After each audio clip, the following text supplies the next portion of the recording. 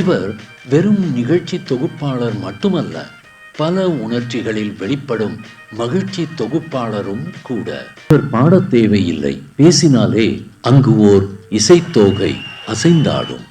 கூடிய விரைவில் இதே மாதிரி 15 இயர்ஸ் 20 இயர்ஸ் 25 இயர்ஸ் 50 இயர்ஸ் எல்லாமே ஷோ பண்ணலாம் சார். நானே ஆங்கரா இருக்கணும்னு கேட்டுக்கிறேன். டாக் பேக் இல்லாமல், லாங் டேக்ஸ் இல்லாமல், நீட் ஸ்பீக்கிங்கில் மனம் கவரும் பீகாக் இவர். ஸ்லிம் மொபைல் கொடுக்க போறேன்.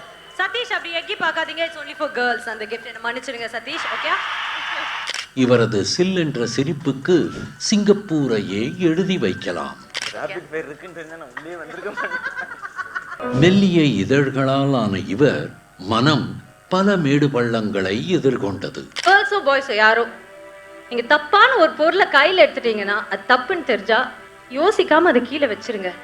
It will cost your life. அது உங்களுடைய வாழ்க்கையை எடுத்துரும். ஸ்ட்ரெஸ் ஆன வாழ்க்கையில் அவ்வப்போது டிவியில் வரும் இவரது நிகழ்ச்சிகள் மனதை ஃப்ரெஷ் ஆக்கும். பிழை இல்லாமல் பைந்தமிழ் பேசும் பைங்கிளி இவர்.